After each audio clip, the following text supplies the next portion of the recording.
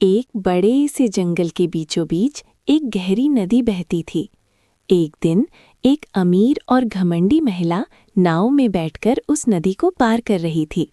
उसके हाथ में एक अजीब सा चमकता हुआ अंडा था। महिला को लगा कि ये अंडा बेकार है, इसलिए उसने गुस्से में उसे नदी में फेंक दिया।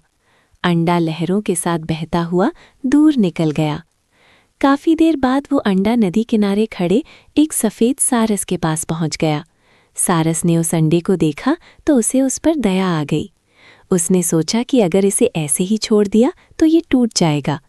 सारस उस अंडे को अपनी चोंच से उठाकर नदी किनारे एक सुरक्षित जगह ले गया।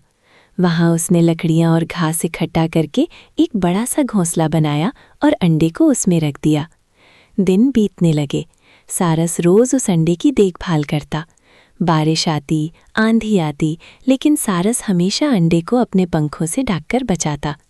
धीरे धीरे महीने बीत गए। पूरा 1 साल गुजर गया। एक सुबह अचानक अंडे में हल्की सी दरार पड़ती है। सारस उत्सुकता से उसे देखने लगता है। कुछ ही पलों में अंडा टूट जाता है और उसमें से एक चमकता हुआ सुनहरे पंखों वाला पक्षी बाहर निकलता है। वो कोई साधारण पक्षी नहीं था, वो एक जादुई अग्नि पक्षी था। सारस उस बच्चे को देखकर बहुत खुश होता है। वो उसे अपने बच्चों की तरह पालने लगता है। दिन बीतते हैं और अग्नि पक्षी बड़ा होने लगता है। उसके पंखों से हल्की हल्की रोशनी निकलती थी। जब वो उड़ता तो आसपास चमक फैल जाती। लेकिन एक दिन बड़ी गलती हो जाती है। अग्नि पक्षी खेलते खेलते अपने पंख जोर से फड़फड़ाता है।